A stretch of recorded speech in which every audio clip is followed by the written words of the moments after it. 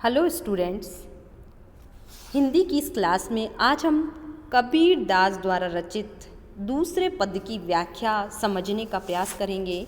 इससे पहले वाले पद में हम पढ़ चुके हैं कि कबीर दास जी ने अद्वैतवाद का समर्थन किया है और आत्मा और परमात्मा को एक ही स्वरूप में स्वीकार किया है कि संसार में हर घट में उस परमात्मा की सत्ता ही व्यापक है। सारी आत्माएं उस परमात्मा का ही अंश है और मृत्यु के बाद वापस आत्माएं उसी परम ब्रह्म परमात्मा में विलीन हो जाती है। आज हम दूसरा पद पढ़ेंगे कवि के द्वारा रचित, जिसमें कबीर ने समाज में फैले हुए विभिन्न बाहरी आडंबरों का विरोध किया है।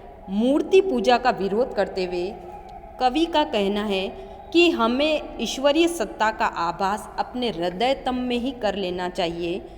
उसे बाहर कहीं ढूंढने की आवश्यकता नहीं है। उसके लिए तिलक छापा लगाने की कोई ज़रूरत नहीं है। कोई नियम व्रत पालन करने की आवश्यकता नहीं है। यदि हम अपने हृदय के भीतर झांक कर देखें तो उस परमात्मा के दर्शन हमें अपने मन में ही हो जाएंगे। तो कवि ने अपने इस पद में बाहरी आडंबरों और मूर्ति पूजा का विरोध किया है। उसको हम दूसरे पद की व्याख्या में अच्छे से समझने का प्रयास करेंगे। तो देखिए दूसरा पद, संतों देखत जग बोराना। कबीर दास जी कह रहे हैं, हे संत जनों, देखो यह जग पागल हो गया है। बोराना, पगला जाना।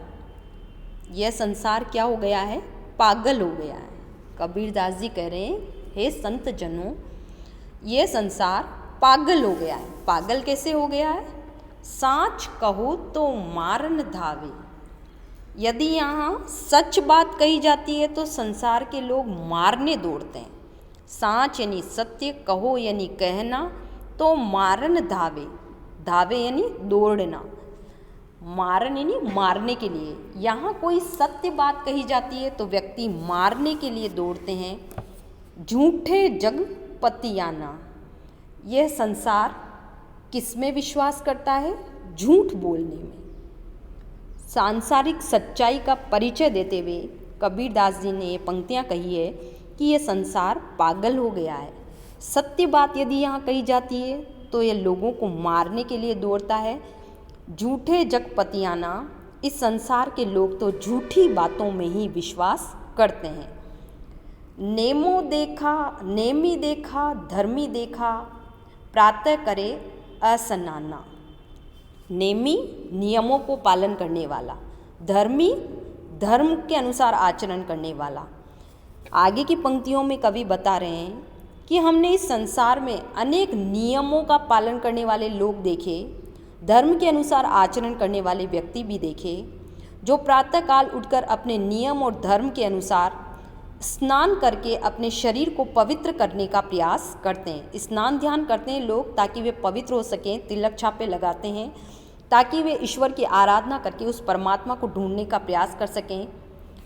लेकिन आत्म मारी परखा नहीं पूजे, आत्म मारी परखा नहीं पूजे, उनमें कछु नहीं ज्ञाना।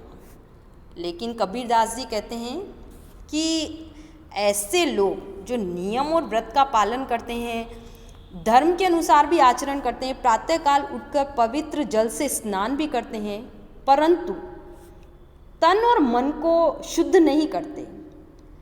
आत्म मारी परखा नहीं पूजे, जिन्होंने अपनी आत्मा में जो कपटपूर्ण व्यवहार या जितना भी गर्व और घमंड फैला हुआ है उसको यदि दूर नहीं किया है, यदि उन्होंने अपनी आत्मा को नहीं परखा है।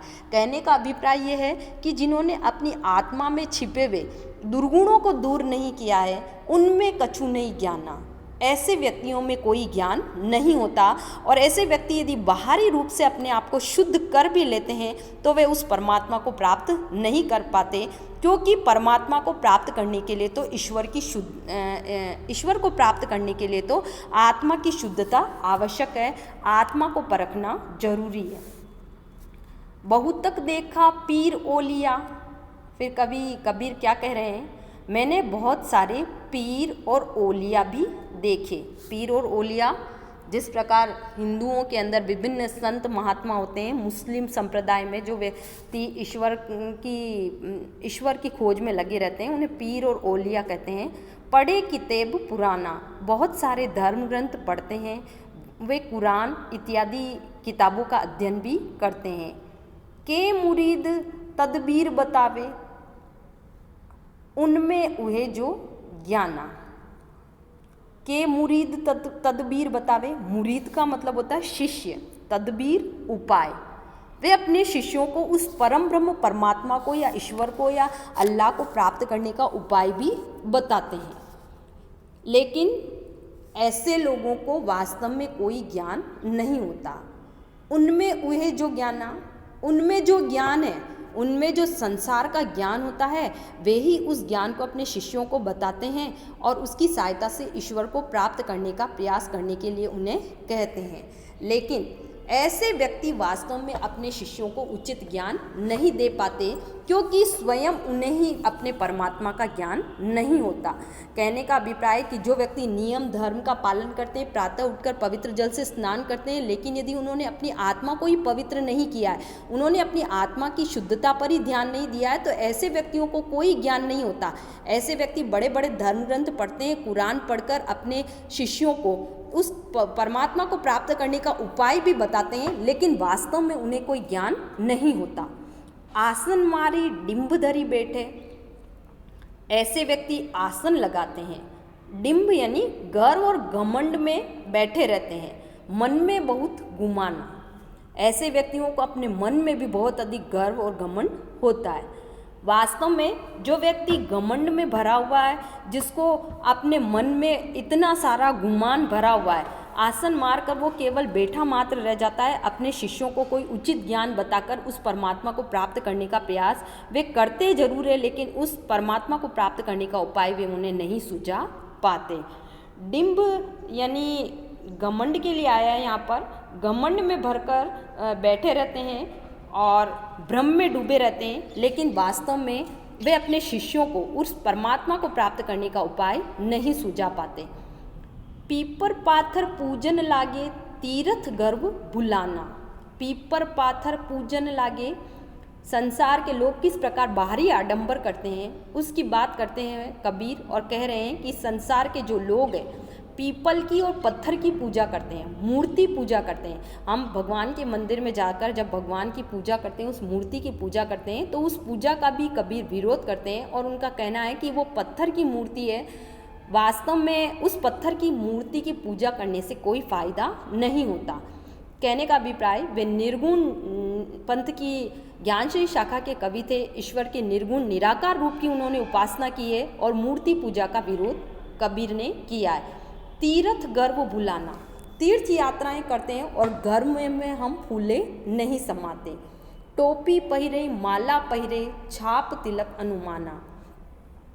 ऐसे धर्मात्मा जो व्यक्ति होते हैं वो क्या करते हैं, टोपी पहनते हैं, तिलक छापा लगाते हैं और ईश्वर की आराधना करने के लिए माला का जाप भी करते हैं।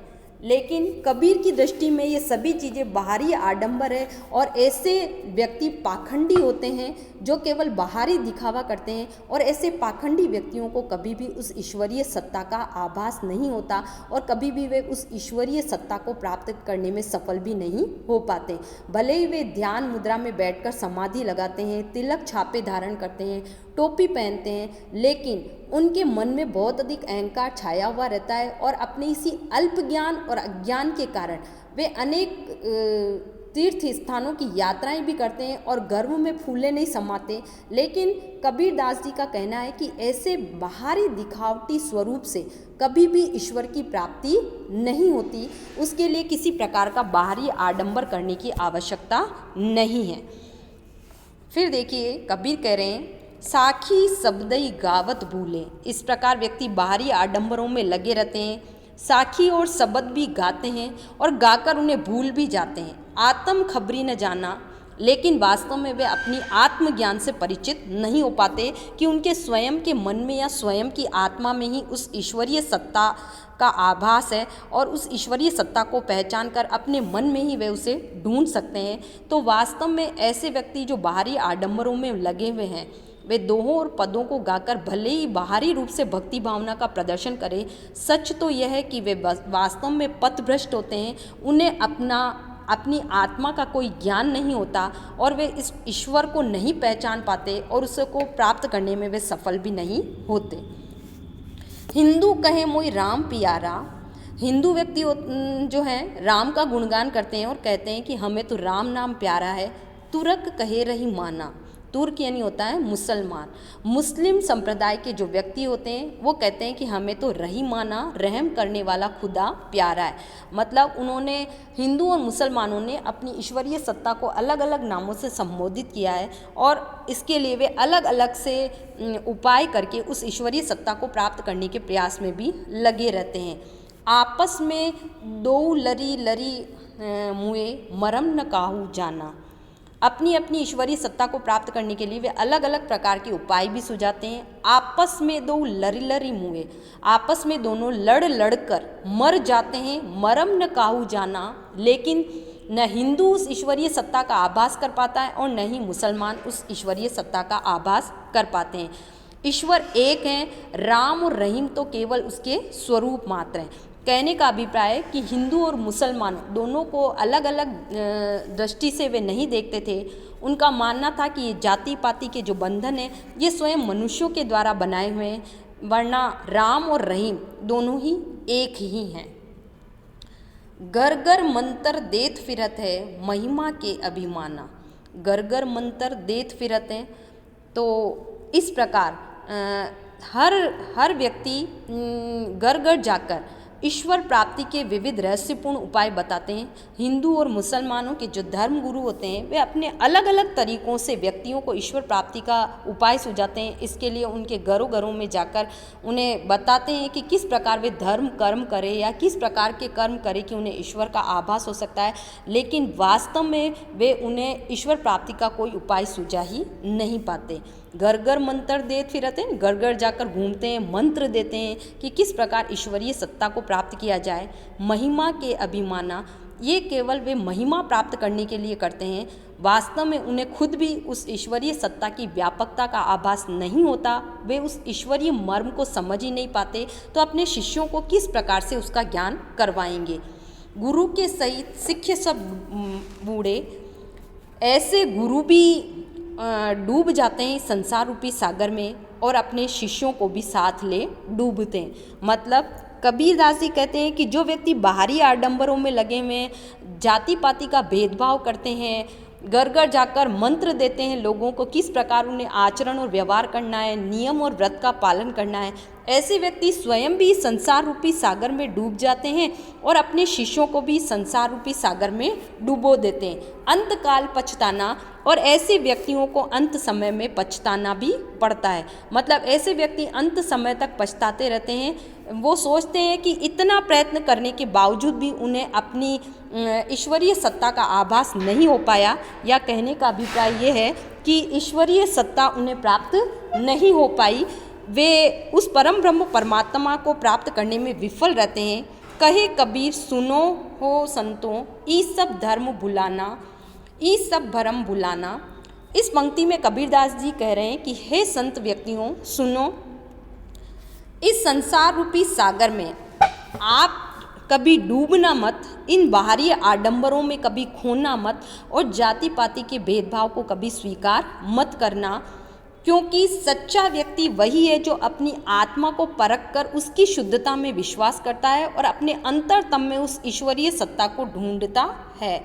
केतिक कहो कहाँ नहीं माने, सहजे सहज समाना। कबीरदास जी कहते हैं कि मैंने इस संसार के जो अज्ञान और भ्रम में पड़े हुए लोग हैं उन्हें कितनी बार समझाया कि तुम इस संसार रूपी सागर के जो माया जाल में हैं उनमें व्यर्थ ही मत डूबो, लेकिन उन्होंने तरीके से मेरी बात को नहीं सुना।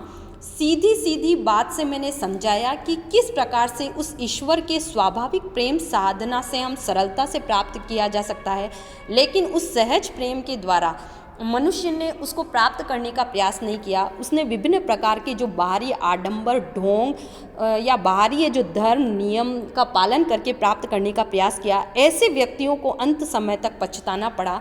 तो कबीरदास जी कहते हैं कि संसार के लोगों को मैंने कितनी करोड़ों बार समझाया कि उस परमात्मा को प्राप्त करने का उपाय सबसे सहज और सरल यही है कि हम अपने मन और आत्मा को शुद्ध रखें। यदि हम अपने मन और आत्मा को शुद्ध रखेंगे तो स्वयं अपने हृदय में ही उस ईश्वरीय सत्ता का आभास प्राप्त कर सकेंगे और ईश्वर के दर्शन भी हमें हो जाएंगे।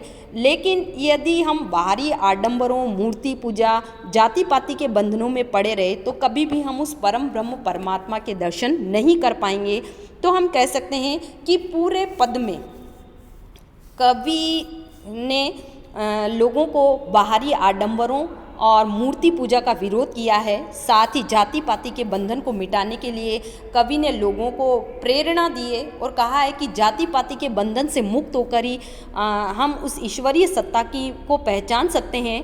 राम कहें तो भी वही ईश्वर है, रहीम कहें तो भी वही ईश्वर है। उस राम और रहीम के लिए हिंदू और मुसलमान लोग जो आपस में लड़ कर मर जाते हैं और उस परम सत्ता के अस्तित्व को नहीं पहचान पाते, ऐसे लोगों से मैं विनम्र निवेदन करता हूँ कि वे अपनी आत्मा में उस ईश्वरीय सत्ता का आभास प्राप्त कर सकते हैं, अन्यथा उन्हें व्यर्थ में लड़कर मरने की कोई आवश्यकता नहीं होती।